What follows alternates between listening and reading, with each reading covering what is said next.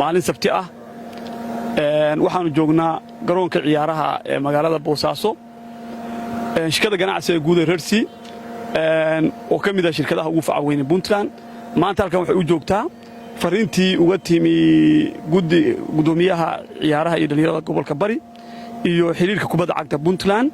iyo wasaaradaba inay ka jawaabto oo ahaa sidii looga qayb qaadan lahaa in maadaama garoonkan ay ka bilaabanayso ciyaaraha tartanka ciyaaraha toddobada degmo ee gobolka Bari iyo deegaanka Galgala marka fariino ay nooga timi maamulka gobolka iyo gudoomiyaha dhalinyarada ciyaaraha gobolka Bari iyo xiriirka kubadda cagta Puntland oo ahaa sidii looga qayb qaadan lahaa in maadaama u jeedaan qolalkan hadeerta oo qolalkii ciyaartooyda iyo garsoorka ay dadka ka bedel lahaayeen ku nasan lahaayeen aragno sida hadda yihiin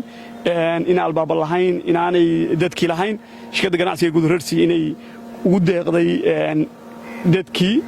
saddexdan qol hadda u jeedaanin in dadkii la saaro iyo cidii ka shaqeyn lahayd farsamadooda la siiyo waxaan dhamaantood wada ognahay ciyaaruhu inay yihiin muhiim inay yihiin isdhexgalka bulshada dhalinyaradeenuna inay yeelato hami ciyaareed markastana ganacsatada waxay diyaar u tahay inay ka qayb qaadato horumarka dalka ku socdo garoonkeena uu jeedaa suu yahay insha Allah taala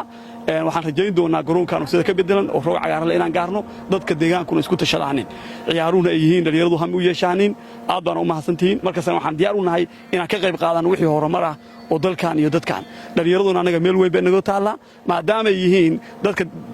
waddanka ku nool 70% dhalinyaro yihiin in dhalinyarada horumarkooda laga qayb qaato kuwa ciyaartooyda ah la dhiirigeliyo aad baan markaas ugu taaganahay insha Allah taala waxaan diyaar u nahay inaan ka qayb qaadano wax ka soo horumar aad baan ugu mahad celinaynaa xiriirka kubadda cagta Puntland iyo gudoomiyaha ciyaaraha sportiga iyo madaxda tababarada gobolka Bari sida ay u soo qaban qaabiyeen in koob la furo oo toddobada degmo iyo deegaanka Galgala si dhalinyaradu isku dhex gasho dalkana loo muujiyo horumarkiisa iyo amnigiisa aad baan u mahadsantahay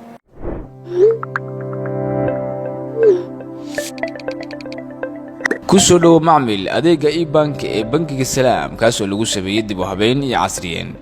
ugu horeyn soo gal website-ka Salaam Bank oo ah salambank.net gali userkaaga iyo passwordkiisa waxa